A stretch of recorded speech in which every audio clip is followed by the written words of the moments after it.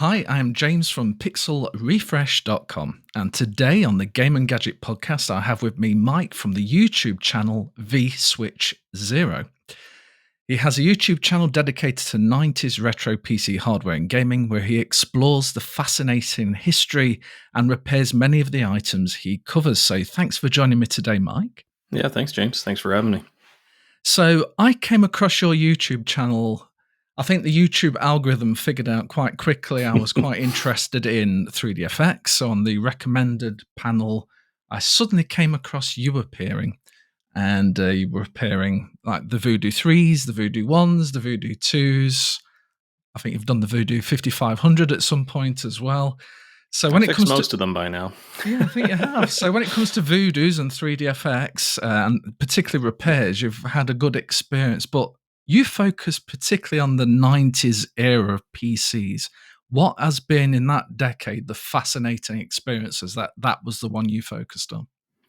Well, for me, the 90s was definitely the most exciting time. I mean, I got pretty interested in computers at a young age. So I was lucky enough to have some friends that were really into it, especially one of my friends growing up, Derek. His dad was a total computer nerd. So we used to go over to his place, when everyone else was playing NES, we were down in his little basement office playing the latest shareware titles, everything from Commander Keen up to Wolfenstein 3D and Doom and things like that. So yeah, it was pretty pretty exciting time. And for me, a lot of those memories just, they stick with me, and it's just something I always like revisiting that time for sure. So for me personally, I got into PC gaming with the 4860X2, 66 megahertz, which was always a fascinating time because you had the turbo button. Yeah. And it made you feel like, maybe I can go faster than 66 megahertz. But no, that was completely wrong. All it meant was it could roll back to 8 megahertz, so I could play older titles if I wanted to. And that mainly came out of the fact that there were some titles that they didn't really fix the speed of the game. It would go as fast as the processor would allow it. So in turbo mode, which 66 megahertz sounds laughable to have a turbo mode at, but that was the best around the time. Yep. Things would just run at a crazy speed. It was unplayable. So you could knock it down, which was quite handy. But I came from the Acorn Archimedes A3010. Oh, okay. Which was a fantastic UK-specific computer, which was, I think, available elsewhere, but it's mainly a UK company, therefore it had quite a UK following.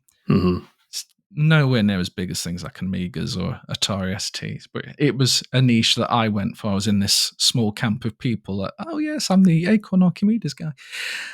You haven't got an Amiga? No. You haven't got an Atari ST? No, I have the Acorn Archimedes A3010, sir.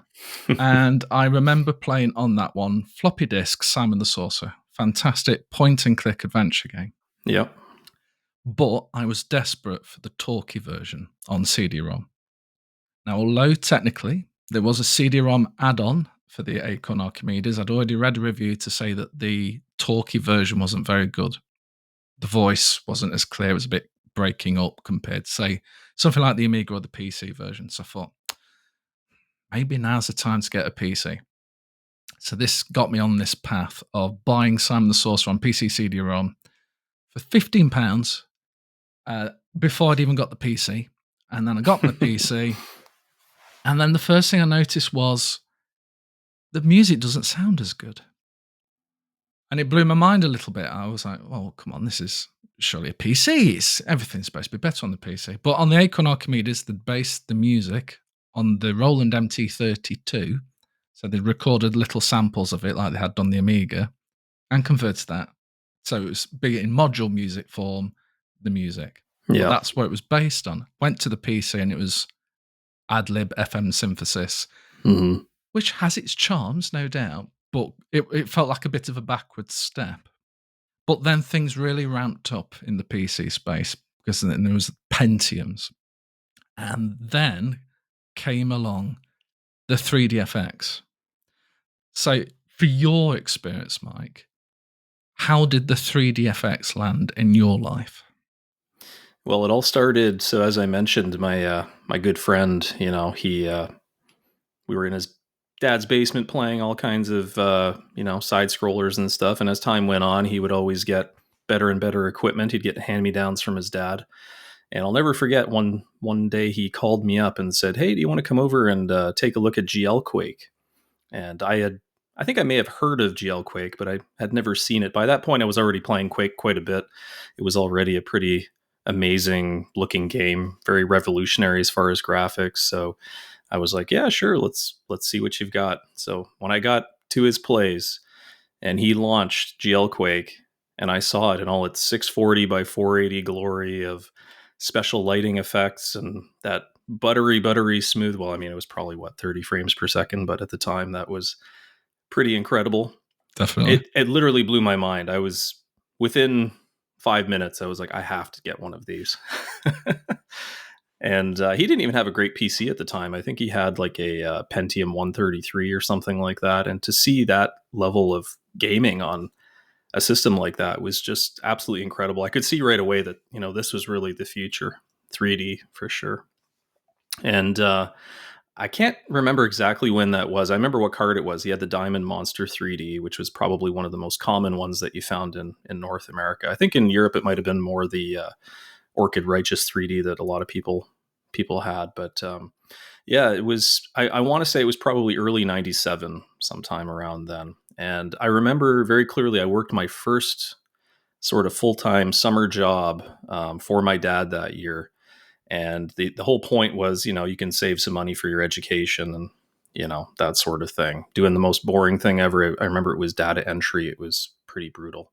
But I scraped up enough money to finally go out to my local Future Shop, which was a big chain store here at that time.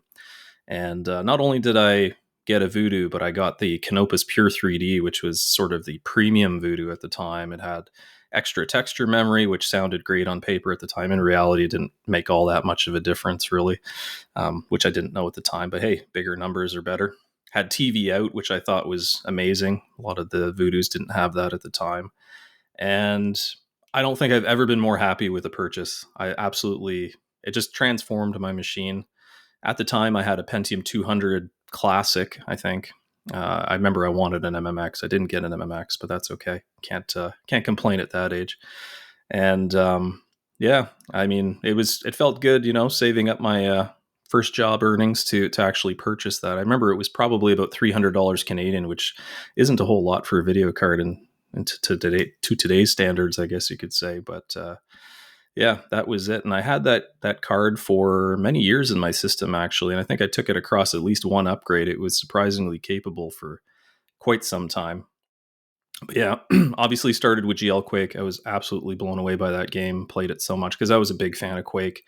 By that point, I think I spent pretty much an entire summer doing deathmatch Quake with some friends that I made online in the early days of the internet on IRC. We had our own little channel. We'd coordinate deathmatch games and go to our local ISP's Quake server and, play there. It was a lot of fun. But yeah, other games too. I remember probably the second game I played was Need for Speed 2 SE. I think that was the first 3D accelerated Need for Speed game. And I had the demo, which was just you drove around on a little track. I think you went through a volcano. There was like no customization, no settings you could change. And I was just blown away. I played that demo for hours. It was just amazing. And then, of course, once Unreal came out, I was big into that. Another game that just blew me away on the 3D front. Yeah, all kinds too. There were some as well that were N64 ports that were Glide games too, like Turok. That was a really good one too. Forsaken a little bit. I think I played those games more on the N64 than I did on the PC because that was around the same time. So, but yeah, really good memories, and it was a lot of fun. It wasn't until I think it was 2000 that I got a new card. I actually had that in my system. It was actually Diablo 2 was the first game that forced me to finally bite the bullet and upgrade, and it was because you couldn't enable the 3D features. It didn't have enough memory. So. And then, of course, I got another 3DFX card. The 3DFX Voodoo 3 3000 was my next one. So anyway, that's my little history there. Followed it through very nicely then from generation to generation. But yeah. Funny enough, you mentioned Orchid Righteous, which is what I started with. Oh, okay. With the click. For some reason, I also Was it the Pure 3D, which had the TV out and the 6 megabytes of memory instead of the 4? There were a few others too, but that was probably the most popular 6 meg one. Yeah, I'm trying to remember why I upgraded to the 6 megabyte one. Because I don't think there was a lot of evidence that this was going to be a lot faster. Maybe it was the TV out that appealed, that I could plug it into a bigger TV or something like that. Who knows? Long time ago now, which makes it quite scary. But then I would have gone to the Voodoo 2, the 12 megabyte version, because that came in an 8 and a 12. I'm not sure how much speed reality difference there was between the 8 and the 12. I mean, I know you've done quite a few benchmarks. Is that something you've looked at, the differences? I'd like to explore that actually, because I'm not 100% sure. I know that there are some games that will benefit. I think Quake 3 does a little better on the 12 meg card. It's just on the texture memory side, so there are some benefits. Some games will actually have features that won't enable unless you have the 12 meg card too. I seem to recall one of the racing titles where you can't see the rear view or something unless you have 12 megs. So it wasn't a huge difference for most people, though, I think. And then the real big achievement was the Voodoo 2 was SLI. Yes. Meaning you could join two Voodoo 2s together. So oddly, this is not much of a thing in the PC space now, where if you probably rewind 10 years ago, NVIDIA and ATI were both doing, I think ATI called it Crossfire, was it? Yep, Crossfire X. And then NVIDIA, who eventually brought 3DFX. Sad day. Yes. Someone had to take the crown. They basically then acquired the technology and they incorporated it within their graphics cards. So it was a really big thing that the Voodoo 2s could do this. I think it was the first consumer card to do that. But that basically meant, and that you're probably best describing this to me, rather than me trying to explain it, of how combining two Voodoo 2s together was such a great idea. Because it wasn't strictly double performance, but there was a performance benefit by doing that. Yeah, quite a significant performance benefit.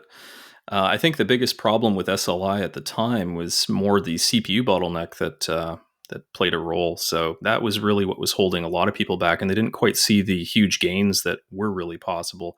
It wasn't until years later that people were playing with much faster CPUs that they could truly see the benefit.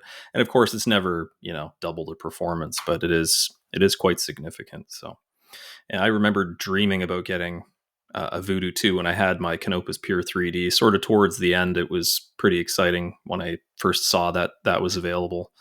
But the price for one was pretty steep, but to get two, that was out of reach for most people. Indeed. In particular, because like I say, there was the 8 and the 12 megabyte versions. Yeah. So the 12 megabyte one was considered quite premium. And then if you were going to pair them up, you'd had to pair them as two 12 megabytes. Yep. So very, very premium. Somehow I managed it over time. I started with the 1. And then eventually the prices did drop as the Voodoo 3s came out. And I thought, okay, I'll just get a second Voodoo 2. And that was great. But I think nice. The technology was one card would draw one line, one horizontal line, then the other card would come along, draw the next line. That's right. Yeah. So they'd take turns, therefore increasing performance because they were sort of offloading it between them. So not, even though it sounds like, oh, well, in theory, then it should be absolutely double. But it didn't work out that way for the reasons you've already mentioned. But still, at the time, I think because the fill rate as well doubled, yep, that made quite a performance difference as well. And the other big thing memory, too, is that because you had the combined memory on the frame buffer, you actually could get higher resolutions too, which was another nice benefit. 1024 by 768 was possible with Voodoo 2 and SLI, which was just incredible at that time. Interesting fact, SLI, so a lot of people know SLI as scalable link interface is NVIDIA's term for it, but 3DFX actually called it scanline interleaving. So the sort of alternating scan lines like you mentioned there. So I think for context, we need to go back a little bit further in time. So you mentioned a perfect example there of GL Quake. So most people, when they play Quake, they would have played the software version. Yep.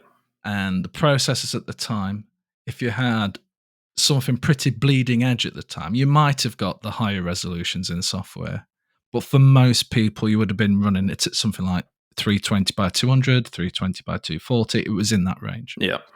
So it would run pretty smooth, look okay. But you were limited to that resolution, and certainly a lot of 3D games, that was the experience. And then this card, the 3DFX, came along. And trust me, there was a lot of competition around this time of different 3D cards, which we'll come on to in a minute. Yep. But putting in the 3DFX, you essentially doubled the resolution, which was a massive change, particularly back then, in fidelity and quality and seeing things in the distance. And then you had things like texture filtering. But it was just the performance, not only being twice the resolution, it was silky smooth. Yep. Some extra 3D flair and benefits as part of that. Am I right in saying as well that GL Quake, it's like the 3DFX, I believe, had mini GL, which wasn't quite open GL. It was GL that could run on the 3DFX. Does that sound right? Yeah, that's right. I'm not. I wouldn't consider myself an expert as far as the APIs are concerned, but the way I understand it is that GL Quake really was a true OpenGL game that you could run on professional workstation OpenGL cards and that sort of thing at the time.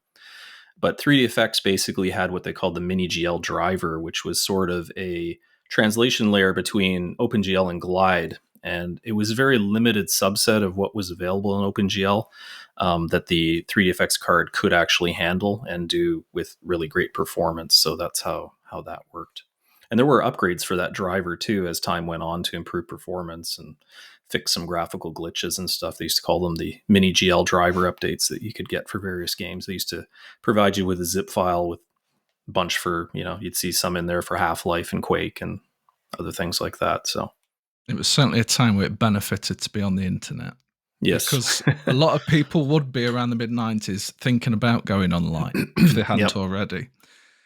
And driver updates became more and more essential, particularly in 3D cards, where the games would be a case of you could get a patch for the game to run on something like a 3DFX, but you'd have to download it or get it off a magazine CD-ROM cover disc. Yep. Or, even worse, if that wasn't available to you, you might even have to repurchase a later version of the game because no patch was ever available for it. Which is wacky when you think about it, but that was how it was. But it wasn't a fascinating time because we were lucky because we went 3DFX. Yep. So our route was far silkier, smoother than a lot of people who may have gone for other alternatives at the time, of which there were quite a few, which had real performance issues and visual bugs if it wasn't quite supported more thoroughly. Yep, absolutely. The first 3D card technically that I ever used was the S3 Verge. I actually had that prior to the 3DFX Voodoo, but I want to say I may have tried just one or two games that had some sort of patch to allow the S3 to work, and the performance was just either the same or worse than the software mode. And really, the graphical enhancements weren't anything that you barely noticed, to be honest. So it was completely different than what 3DFX offered. There were some that were a lot better, like Rendition Verite came out around the same time as 3DFX. I actually have a couple of those cards that I want to start exploring. I haven't really delved too much into to their functionality and compare them to 3DFX. But yeah, even ATI had really shaky start with 3D, and so there's it was an interesting time for sure. Definitely. And I think one of the key things about the 3DFX also in the Voodoo 1, Voodoo 2s was it was purely a 3D acceleration card. It had no 2D capabilities whatsoever. So you had to pair it up with another graphics card and have a VGA pass-through cable, which in theory would lessen the quality of the 2D from your original graphics cards ever so slightly. I did notice that quite a bit, actually, because the Canopus Pure 3D that I had at the time a pretty nice 17-inch CRT, and I used to like to use higher resolutions, but the higher the resolution that you went with, the more noticeable that degradation was. And I remember swapping the pass-through cable back and forth and being like, wow, it's a lot fuzzier when you have it hooked up that way. So that was unfortunate. I think I got away with it mostly because I had the Matrix Mystique 220, which already had quite a clean 2D output. Yes, that helps. stronger output, the Yeah. less you'll notice. Yeah. Which technically also had 3D acceleration. Nothing of the realms of 3D effects, didn't Yeah. have the texture filtering or anything like that. But on direct 3D games, it did give it a little performance boost. Not massive, but it was noticeable at least. But the 3D effects was definitely king. So we definitely went the right route. Yes. We got a smoother ride when a lot of other people would have had a really bad time thinking, oh, I've got this 3D accelerator. Why is it not running as I expect? Matrox has a reputation for being one of the best cards to pair up with a 3DFX Voodoo or Voodoo 2, so they have that going for them anyway. Well, I looked at then in many ways. Thank goodness for that. My friend had a wonderful rivalry with me, though. He went down with the PowerVR route, which was another graphics card of the time. It didn't have the performance, and I'm sure you won't mind me saying that. But what it did have high resolutions, and it will insist, even to this day, that the water in Tomb Raider 1 looked better on his PowerVR than it did the 3D effects. Now, at some point, I will have to admit to this, but not anytime soon.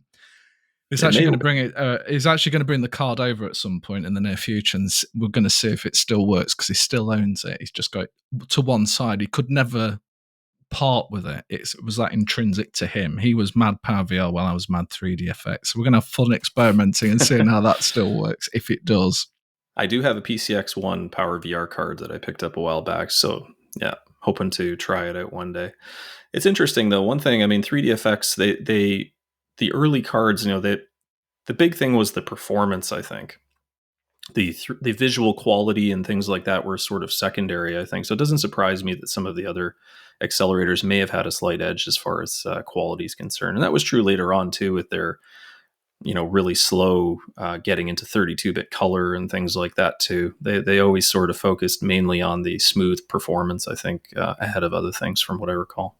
Yeah. And for Voodoo 1 and just about Voodoo 2, they got away with it. Yeah. Just about, because like you say, it had the performance. So that's the 3D accelerator space. But when we think of PCs of the 90s, there was so much going on around that time.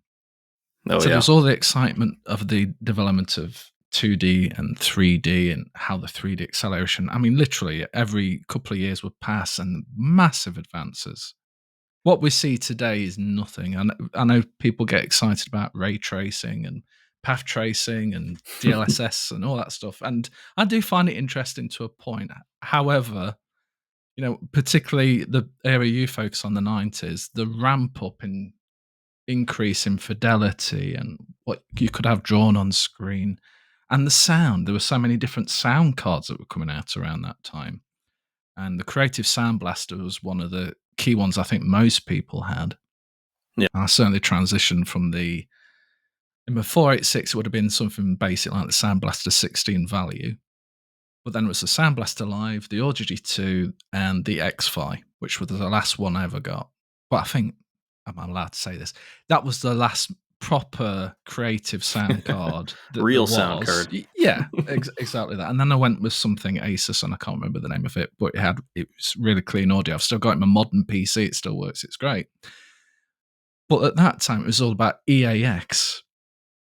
Yep. And that had many revisions for adding like reverb and chorus and occlusions and reflections of sound and reverb. And that made a massive difference within games. But from your experience, Mike, and again, in the 90s, and you were experiencing this and getting your 3DFX card, how did this all tie together for you? I mean, what was the experience? What were the key games and the technologies that got you excited about, I want to try this, or I've just tried this to friends. It sounds so good.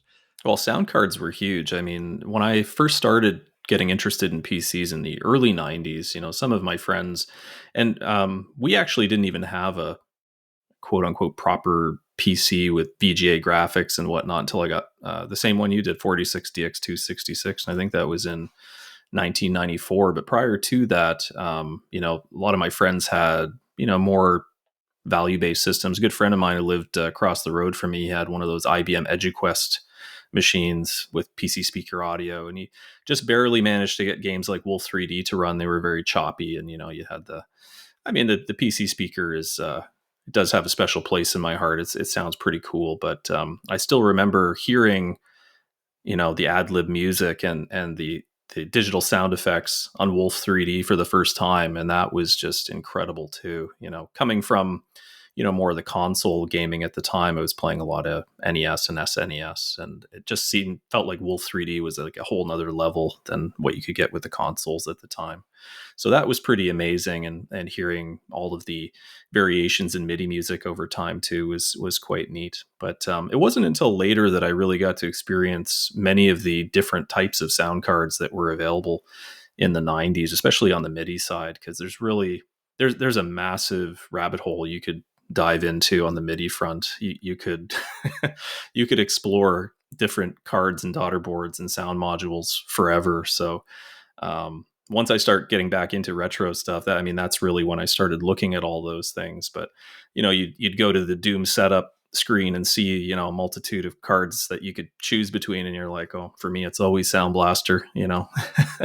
That's sort of all I had at the time, but it was quite amazing. And then there were games that eventually introduced digital audio too. That was a big step when you started getting mod music as opposed to MIDI. One of the first mod music games I think that I played was Halloween Harry, and it was or Alien Carnage, I think they later renamed it to, one of the side scrollers from Apogee. And it sounded pretty awful. Like the sampling rate was so low, but nonetheless, it was not the normal sort of FM synthesis that you're used to hearing. And then other games like Terminal Velocity that came out later did it better with different sampling rates you could choose in the menu and things like that. The whole EAX thing, unfortunately, I don't think I was really paying too much attention to that, to be honest. I do have some memory of it. It was pretty cool. I had a Sound Blaster Live, and I remember I want to say it was Half-Life, I think, made good use of it, if I'm not mistaken, right? There was a lot of really cool echoes and things that you would hear in certain different environments and that sort of thing.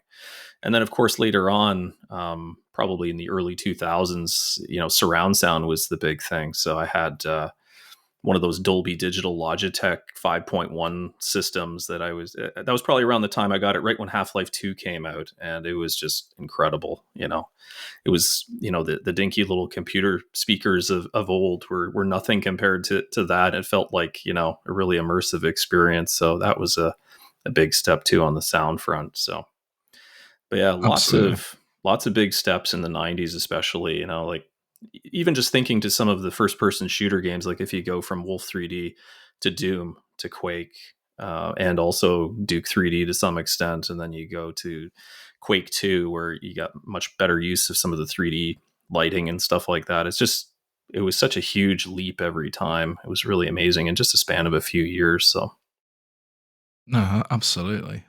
You mentioned MIDI in particular. I think most people wouldn't have realised that they could have different hardware, but that was mainly because it wasn't really pushed that hard to the gamer. yeah, At least from what I saw in magazines and things, it wasn't buy this Roland Sound Canvas SC55 and Doom will sound authentic to what the composer intended. It was nothing like that. Yeah, we didn't think about that. No, and you were very lucky if you got a 3DFX, but if you got a Roland MT32, which was another MIDI module device before even the general MIDI spec was defined. So if you play games like Simon the Sorcerer or Secrets of Monkey Island and many others, there was a whole new world of music fidelity you would have missed. Yep. But the cost of entry to get just music improvement was high. Very high. Yeah. So it's nice now to track back and go, oh, it could have sounded like this when I played it back in the day. But realistically, as a younger teenager, there was just no way I could have afforded something like that. Yep. Or justified that. You could have almost brought a new computer with some of the cost of these things. So it was a bit insane. But now tracking back, it's always nice. Yeah. Well, in the 90s, for me, you sort of beg and plead with your parents. Oh, I need a computer. And you sort of get the computer with the assumption, oh, it's a great learning tool. You can use it for serious things. And the gaming is just sort of a side benefit. Oh yeah, you can play games on it too. Right. So it's not easy to justify, a sound module or a 3D accelerator card, which is clearly on the gaming side of things. Unless of course you're into music, then maybe you could justify that, at least the sound module part. Yeah, I mean, luckily I was into music where I had a keyboard I could connect to the PC via MIDI. So that kind of justified me getting a Yamaha DB50XG, which was an add-on card, which you'd put onto an existing sound card, Oh, which gave you interesting. which gave you XG MIDI. So you had general Mhm. MIDI is like the standard. You had GS, which Roland had, which gave you more instruments and more effects. And then Yamaha went a step further and went XG, which got you nearly 700 different instrument sounds built in. It's interesting you say that, because a colleague of mine who is in the Netherlands, I believe, he found out that I was into retro PCs and stuff. He started talking to me about his DB51XG, and he actually sent it to me along with a sound card. So that was really cool. But he had the same story. He was into keyboard music, and it was a great way for him to interface with his PC. And I think he used it for some time across a few generations. He even had a PCI sound card that he used it with, which is kind of unusual. So He that went was with really the cool. right choice. Unfortunately, I didn't, because it didn't fit my existing sound card. So I had to send it back, and then I got the ISA version of it instead, which was Oh, the okay. SW60XG. Essentially the Right. same thing. It was just had Yeah. its own card instead. And that served me many years. And I was a big fan of point and click adventure games. Yeah, me too. So Love the Sierra classics. yeah, most of those were General MIDI. Mm-hmm. And playing Day of the Tentacle, Sam and Max, exclude Sam and the Sorcerer, because that was definitely aimed at the Roland MT32, which had its own set of sounds which were unique. But there were I'm going to have many to try other. that one now. I've never played it. Simon the Sorcerer. It's my favorite one of all of them. The only thing I would say is it's got absolutely beautiful backgrounds and animations, and there's all these little characters that jump in, and you walk through a forest area, and there's all these little things going on. It's a beautiful game. But the talkie version, you've got Chris Barry, who's one of the characters in Red Dwarf, doing the voiceover of Simon the Sorcerer. But all the other characters don't feel quite the same grade of actor necessarily. So you get a bit of a mishmash, but it was still quite early on in the talkie era. So not a lot of expense was necessarily spent there, but it's still a very charming game, but still a lot of fun. So if I'll you're going to definitely play try that, definitely with an MT32, either Munt or the real thing if you're lucky enough to have one. But that's certainly the way to go with Scum VM. But that was great for General MIDI and just playing all those point and click adventure games that supported General MIDI. The music quality went so much better than Adlib. And Adlib could sound great when it was targeted by the composer specifically. There's Yes. some really key titles that do take advantage of that. Tyrion's a good example. Exactly that.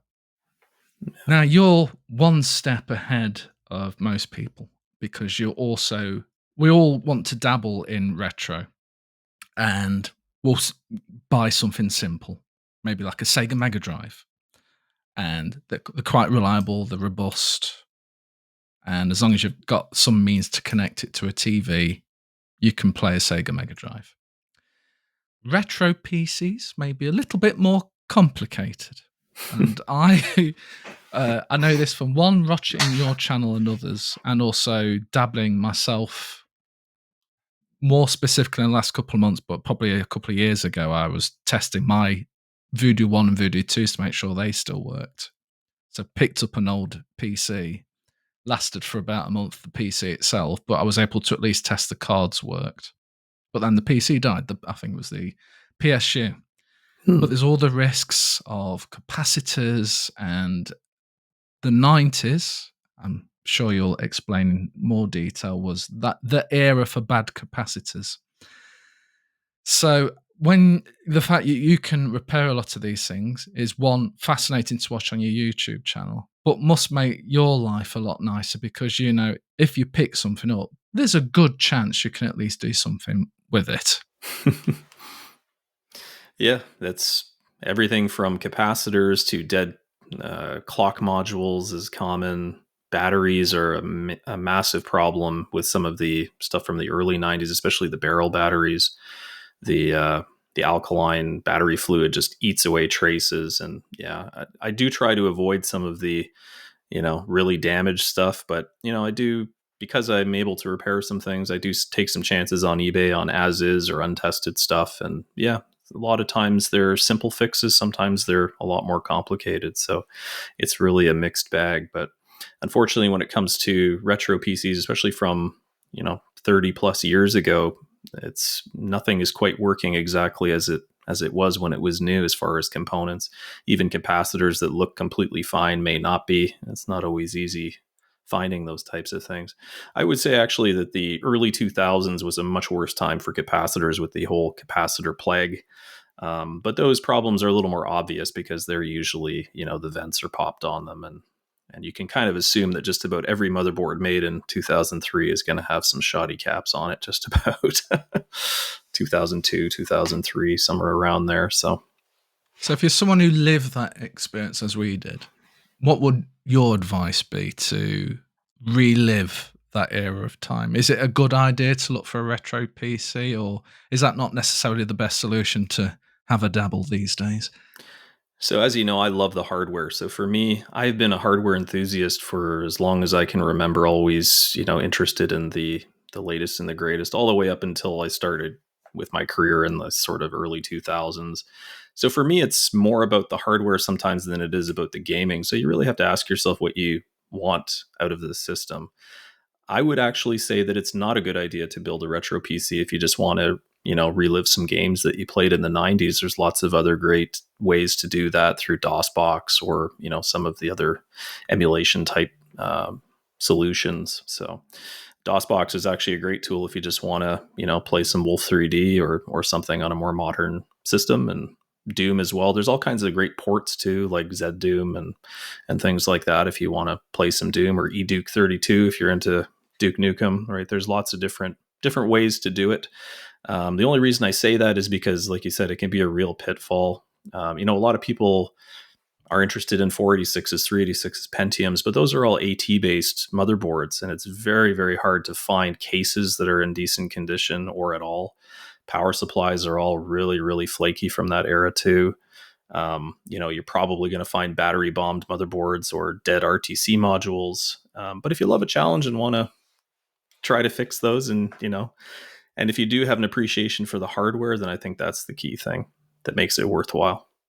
So what is the background you have then that's given you the confidence that I can have a crack at this? I enjoy this, and I've got some confidence that I know what I'm doing here. Well, for me, I mean, I've been building PCs for as long as I can remember, so I'm quite comfortable inside of a computer and hardware. I would not consider myself an electronics expert. A lot of what I've learned about electronics and electronics repair has been in the last 4 or 5 years, actually. But yeah, I mean, I actually come from an IT background, so nothing really on the hardware side of things, like networking and virtualization. I worked for VMware for 14 years, so that's kind of my professional background. But the hardware side has always just been my hobby. So Fantastic. Well, that's great that someone who has not a great deal of experience in the hardware side, but has enough knowledge of IT and had the fascination when it was a thing and it was more relevant, that you can go in and make these repairs. And even better, you're sharing them on YouTube so other people can see what's involved, because I think that's also the danger. Sometimes people will go in without actually having a clue of what to expect, and then something goes pop and they go, "Oh, what's this smoke coming out the side? Do I call the local fire brigade? What do I do?" And I mean, for me, I mean, it all sort of started fairly recently. And of course, when you're buying retro components, you get some duds, right? And it all sort of started with the Voodoo 2 card, actually. So if you're checking out my channel, check out my Trainwreck Voodoo 2 repair. That kind of gives a good sort of history of how I got into electronics repair in the first place. But when people watch my videos now, I always sort of say I'm still learning as I go. I do not consider myself an expert because there's still so much to learn as far as techniques and different types of equipment and things like that. But I mean, back in 2020, when I got that broken Voodoo 2, I could barely use a soldering iron at that point. I had terrible equipment. I had no optics. I had flux that was 20 years old and the wrong type. And but like I mentioned to you before, I'm a very determined person. And when I saw that Voodoo 2, it was literally had trace damage, dozens of missing components. I started a thread on Vogons and just said, hey, here's some high resolution pictures. Can anyone, give me some advice on what to do? And then some very helpful people gave me a list of all the components that were missing, including ones I didn't even see. Pass-through video wasn't even working because of trace damage. Went and ordered all the stuff from DigiKey, and I went to Amazon and bought one of those little PCB practice kits. They give you a little PCB with a bunch of solder pads and a little baggie full of SMD capacitors and whatnot. And I just said, okay, I'm going to practice on this. The first few looked absolutely terrible. We're all crooked and massive blobs of solder. And and I just kept doing it until I felt, I could maybe give this a go on the Voodoo too. And in the end, I got all of the missing components replaced. All of the bent pins that were all shorted were all fixed. I even did a bodge wire to fix the VGA pass-through. And after all of that effort, it was still broken. Went back into the broken pile. I mean, I felt good that I was able to do all of that. But yeah, it was in pretty rough shape. So hence the name Trainwreck. I even considered putting it in a box frame at one point, get one of those 3DFX print ads and just sort of put it on the wall. But as my skills improved, I actually returned to it and found a bunch of other problems. And yeah, made for an interesting video series to finally tackle that one and get it working. So just when it comes to soldering and repair of that sort of thing, it really is all about the practice. You could watch as many videos and read as many manuals as you want. You could have the best equipment in the world, but if you don't actually take the time and start practicing and getting the feel for it just won't go well. So anyone can do it. If you are thinking about getting into soldering or repair, just find some scrap equipment that you're willing to practice on, or even just one of those practice kits like I mentioned, and just take some time and try to get better at it. So what made you translate that then to then going, oh, I'm going to share this experience on YouTube for all to see?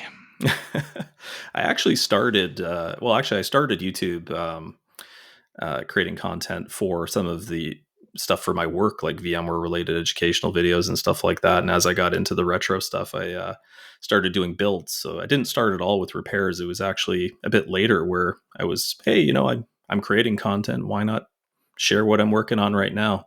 And if you look at some of my early repair videos, it's a whole lot of, I don't really know what I'm doing. Be careful. And just sort of shared the experience. And I think it helped a lot of people. And as I got better, I just enjoyed doing those types of videos. And that's the main thing, isn't it? You've got to have the enjoyment out of doing it. And that shines through the video presentations that you do. And it's reliving a lot of my teenage years, watching you repair a lot of these systems and get them up and running and playing a lot of the old games and thinking, oh, yeah. I mean, you were just talking about the Pure 3D, which I completely forgot about. It's the 6 megabyte 3DFX card. And oh, gosh, yeah, I owned one of those briefly until it broke. I wish I kept mine. Yeah, well, this is it. I mean, how many people who are really interested in this kind of thing would have had it back in the day and then either chucked it away or sold it on so they could buy the next thing? I was quite lucky that quite a bit I had kept, like my Sound Blaster cards and my Voodoo 2s and my Voodoo 1. But there's a lot of stuff I have gotten rid of as well. I see so many PC CD-ROM box packages which would have contained the CD-ROM and the manual and things, and they are beautifully designed. And I had shelves of the things. If I'd have kept them, they would have been pristine, far better than a lot of the stuff you would have seen on eBay where they've got tears and they've been rolling around in a loft or a garage somewhere. But I had to make room. Yeah, it's painful to think about it. Better not to think about it sometimes. Yeah, oh yeah, you could scare yourself, absolutely.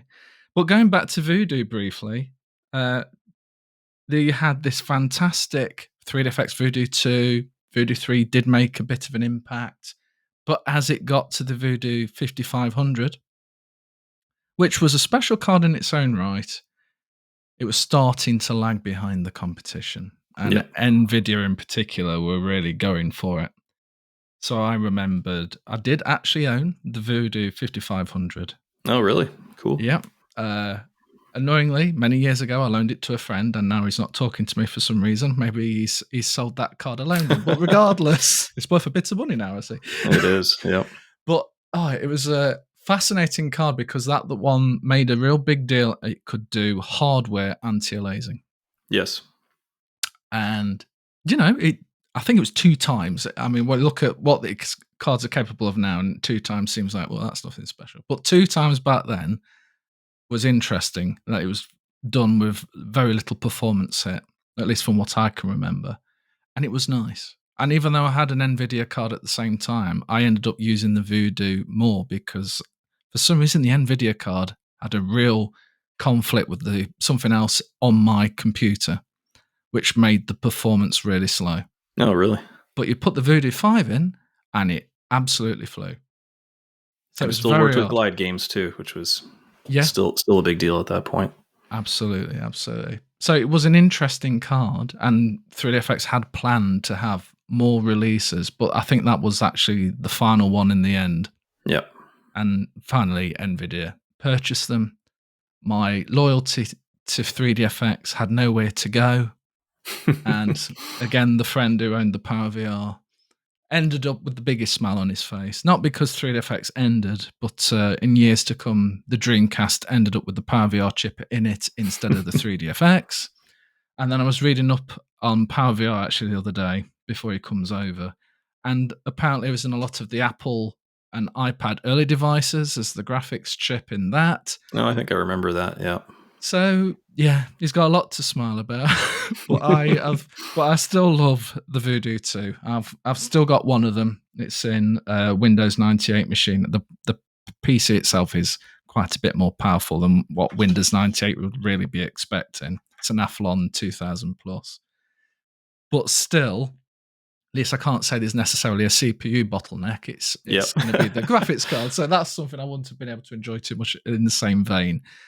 But it's been great to build an older PC. Again, I'm a little bit wise because of watching videos such as yours with some of the pitfalls and some of the things to watch out for. So it's been very educational watching them for me. And I've certainly had enough experience with capacitors popping now and transistors and all sorts. I remember my Sega Saturn smoking, not long purchased it secondhand off someone. And on the second week, it started smoking out the side, which is not always a good sign. And then I've had capacitors blowing other things. But that was the original Xbox, actually. The clock capacitor on that spilled its guts all over the motherboard and left quite a mess. So that meant quite a few capacitors being replaced on there. That was, when did the original Xbox come out? Was that 2001?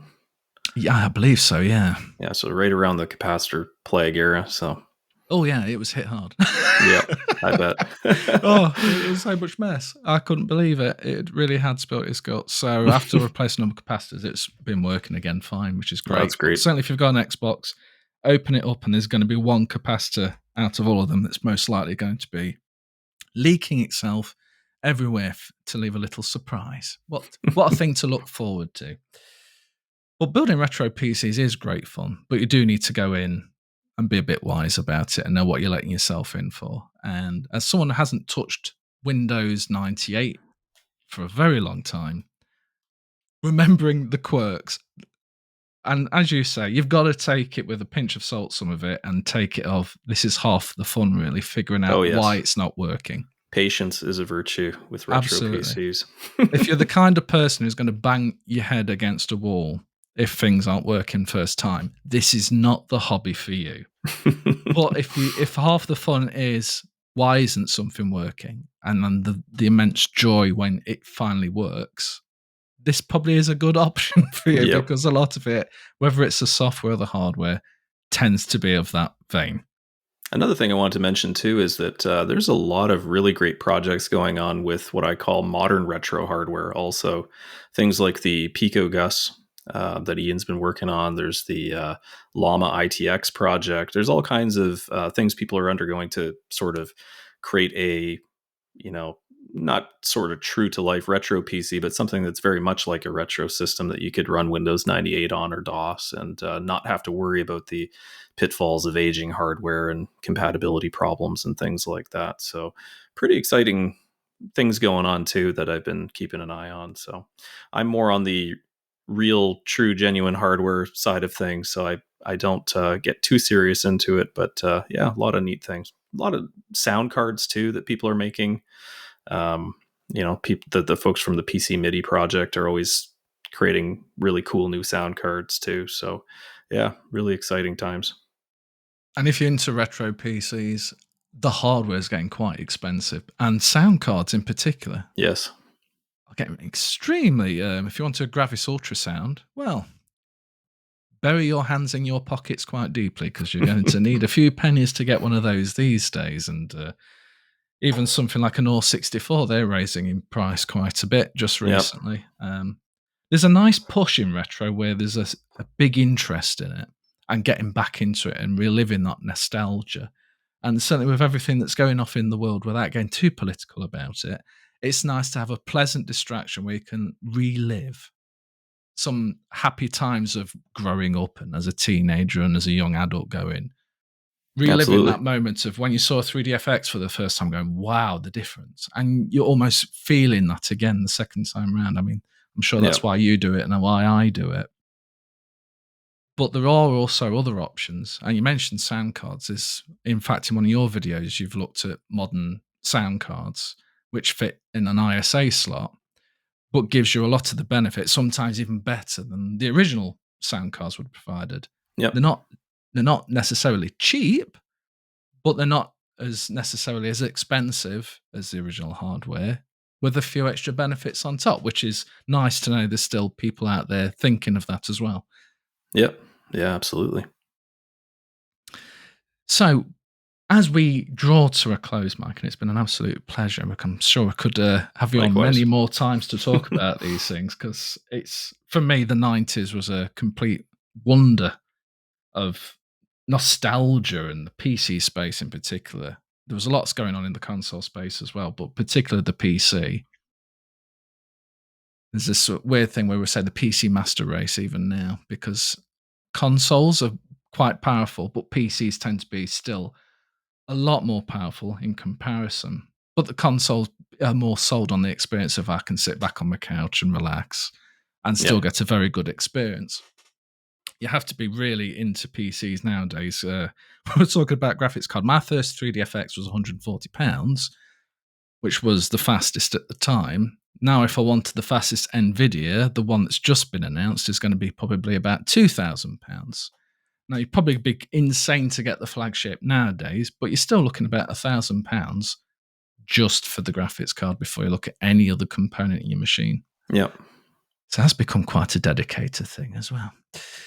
But here I are, both me and you, going back to the 90s, Voodoos and Voodoo 2s and many other devices of that era and pre that as well, and having just as much fun as if we'd picked up one of the new AAA titles that was just released. Yep. With these fancy cards that cost quite a few pennies. But if you had to highlight one thing in the 90s PC space, then what is the one thing to you that really was, this is the decade, this is the one that was special for me?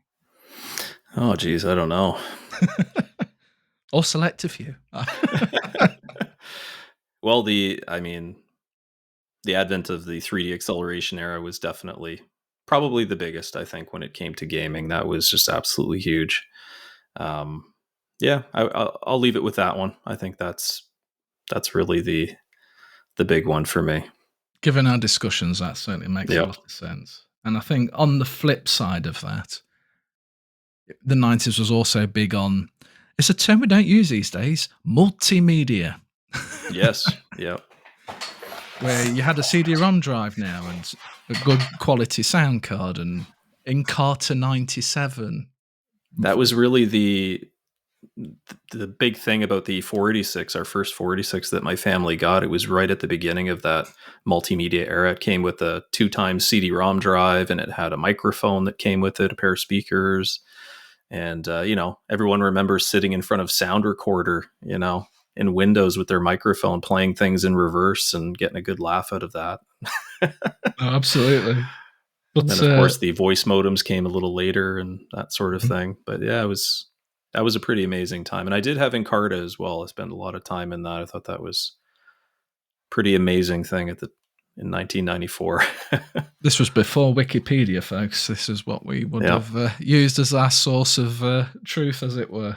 Playing audio CDs in your computer, just mind-blowing.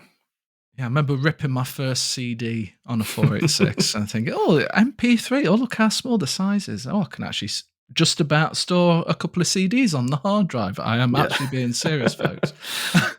But the 486 processor couldn't decode it. It would keep jumping, and I had to wait till the Pentium era before I could actually start properly ripping CDs in MP3 quality. But I remember having Dorling Kindersley educational CD-ROMs, and they did some really charming ones, like being on a pirate ship. Well, was it a pirate ship? It was off a ship of some kind, of what it would be like to sail on a ship of, 400, 500 years ago sort of experience. And there'd be other ones, like I had one on dinosaurs and one on history. Mm-hmm. And even with powerful processors, most of the time the video would be in a little tiny window surrounded by just a lot of text. That Probably was interlaced or exactly. I mean, my memories of QuickTime Video and Real Player and things like that. Oh, geez. But these are just advances in technology that we would have experienced and loved, and seen the rapid flow going from one piece of tech to the next, and it would have cost us a small fortune keeping up. Oh yeah, best we could.